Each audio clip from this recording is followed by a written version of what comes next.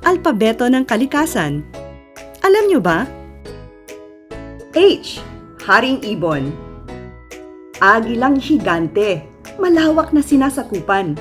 Hari ng mga ibon, sa buong mundo'y hinahangaan. H. Haring ibon. Alam nyo ba na ang haring ibon o Philippine eagle ay dating kilala bilang monkey-eating eagle? Ito ay dahil nung na-discover siya noong 1896 sa Samar, sinabi ng mga taga roon na unggoy ang kanyang paboritong pagkain. Pero kumakain din siya ng iba't ibang hayop tulad ng ahas, bayawak at ang kanyang paboritong pulugo o flying lemur. Matatagpuan siya sa mga isla ng Luzon, Samar, Leyte at Mindanao.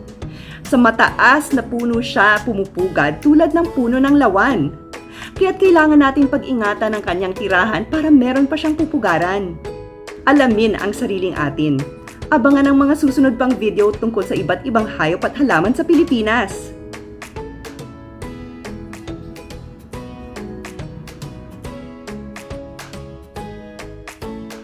Alamin ang sariling atin.